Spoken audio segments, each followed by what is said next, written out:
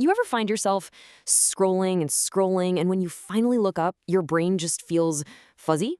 Like you've just inhaled 1,000 different things but can't remember a single one? Well, you are definitely not alone. There's a name for that feeling: brain rot. And today, we're going to unpack the actual science behind the scroll. This quote from a university student in a recent study just nails that feeling, doesn't it? Like an overstuffed wardrobe. It's such a perfect metaphor. Your brain is so crammed with junk that there's no room for anything useful. I think we can all relate to that after a deep dive on our phones. So let's get into it. What exactly is brain rot? You know, it might sound like just another piece of internet slang, but this idea has started to get some pretty serious attention, both from researchers and, well, everybody else.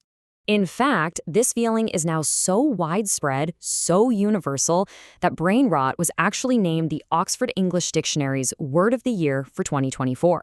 No joke. It's officially defined as that feeling of your mind getting worse after spending way too much time with low-quality, algorithm-fed content. So yeah, this has graduated from slang to a recognized modern phenomenon.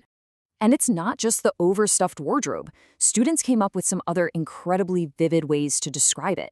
Things like a TV filled with static, a completely drained battery, a rusting piece of iron, or my favorite, ideas falling into a void. That just shows you how deeply people are feeling this digital burnout. So that's the what. But what about the why? Why does this happen? What is it about these apps that makes it so ridiculously hard to just put the phone down, even when you can feel your brain turning to mush? To get that, we need to look at the science of it all. Okay, first things first. If you struggle to stop scrolling, you need to hear this. It is not a personal failure. It's not about you lacking willpower. These platforms are literally engineered, very, very deliberately, to keep you locked in. So how do they do it? Well, research from Baylor University points to this 3-part recipe for engagement. First, it's effortless. The next video just starts. You don't have to do anything. Then there's accuracy. The algorithm gets scarily good at knowing exactly what you want to see next. And the final magic ingredient? Serendipity. That little rush you get from stumbling onto something totally new and unexpected. You put those 3 things together, and bam, you have the perfect trap to keep you scrolling for hours. Now, this whole recipe is designed to push you into a psychological state called flow. And maybe you've heard of flow in a good way, right? Like an athlete in a zone or a musician lost in their craft. But this is different. This is a passive, almost trance-like state where you're just reacting on instinct, time disappears, and you're totally oblivious to the world around you. And it turns out some platforms are way better at inducing this state than others. A study directly compared TikTok and Instagram on this, and the results, well, they're pretty wild. TikTok users reported much higher time distortion, losing track of time, and a bigger feeling of reward. But here's the kicker. They also reported a lower feeling of control. That means they felt less able to stop, even when they wanted to. So what's actually going on in your brain chemistry-wise? Well, it comes down to something called cognitive load theory. Think of your working memory like a little desk. It can only hold so much at once. Now imagine someone is just constantly throwing tiny, random, unrelated scraps of paper onto that desk, nonstop. Pretty soon, it's an overwhelming mess. You can't focus, you can't actually learn anything, and you just feel exhausted. That's brain rot. That's what scrolling does. And listen, this isn't just about feeling a little foggy for an hour. This cognitive overload has real, tangible consequences for our minds, our emotions, and our behavior. So let's talk about the real-world fallout. This table really breaks it down nicely. Cognitively, you get what we've been talking about. Shorter attention spans, mental fatigue. Emotionally, it can lead to feeling kind of numb or easily irritated with zero motivation. And then there's the behavioral side, that compulsive need to check your phone, putting off real-world tasks, and constantly switching between things. Sound familiar? So, when people feel this way, overwhelmed, anxious, unfocused, where do a lot of them turn for help? Ironically, the very same platforms causing the problem. And this has led to a huge new trend, TikTok therapy.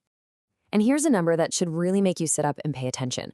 One study analyzed a ton of user-generated mental health content on TikTok and gave it an average quality score of less than 40%. That's a failing grade. And this is the info that millions of people are using to try and understand their own minds. The dangers here are pretty clear. You have incredibly complex diagnoses being boiled down into a 15-second video. This leads to people dangerously self-diagnosing, You've got these one-size-fits-all mental health hacks that might not work or could even be harmful. And worst of all, you're getting serious advice from influencers who have absolutely no professional credentials. Okay, I know that was a lot, and it can all feel a little doom and gloom. But here is the good news. We are not powerless here. We can absolutely take real, concrete steps to fight back and reclaim our focus. And guess what? The same students who described brain rot so perfectly also figured out their own ways to cope. And it's not rocket science. It's about intentional breaks, a real digital detox. It's about mindfulness, practicing being right here, right now. And it's about physical exercise, getting out of your head and back into your body. And for when you are online looking at this stuff, we can just be smarter about it. Use social media as a starting point to get curious, but never as a final diagnosis.